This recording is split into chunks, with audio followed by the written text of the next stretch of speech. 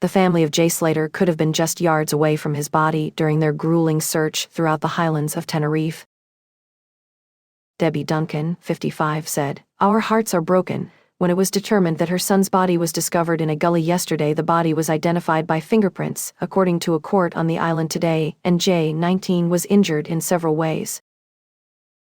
Jay's family has received the worst possible news after his brother Zach, father Warren, and mother Debbie flew to the island last month to assist with the search.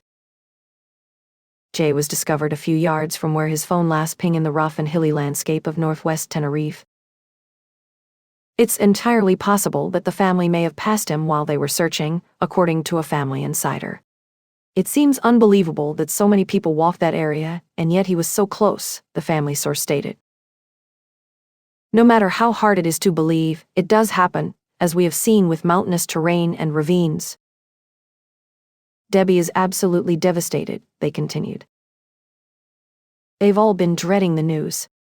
She hopes to have the answers to many of her inquiries in the next few days. It still hasn't fully dawned on me. Hearing that he was discovered so near the original search location is the worst thing for her. It's difficult to accept. It implies that they could have passed his body while looking for him. Although the retrieved body was very deteriorated, according to officials, Jay's documents were discovered alongside it. According to a civil guard spokesman, Jay suffered many fractures.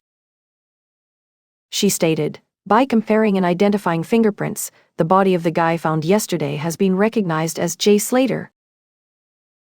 The result of the preliminary autopsy points to the cause of death being a fall or plunge from height due to the broken bones he suffered. The family shouldn't have to carry out a formal identification," a family spokesperson told The Sun.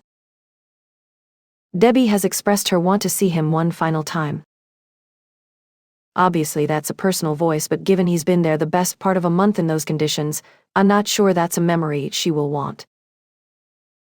The body is currently being prepared for repatriation to the UK, where a Home Office pathologist is expected to perform a second post-mortem. Members of the Mountain Rescue and Intervention Group discovered Jay's body on Monday at around 10 in the morning, near the location where his phone last rang, in a location that was too steep to reach on foot.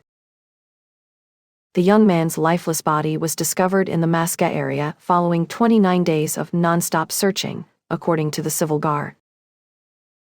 Considering the intricacy of the case, the discovery was made possible by the diligent and covert search, in which the natural space was maintained.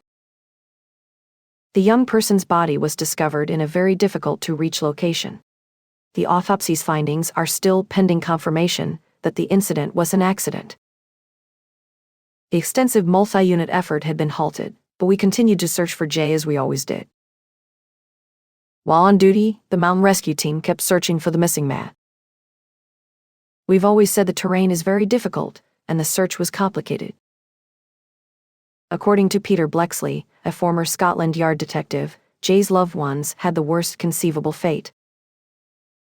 The circumstances, according to the former murder squad officer, demonstrated that Jay was in a dangerous environment where survival would be difficult. He continued, he had 1% battery power left on his mobile phone, and he had no water or other drink. It was also implied that he had wounded himself on a cactus, and all of those details would suggest that this might have been a man in rough, uncharted territory who was likely to run into problems quickly.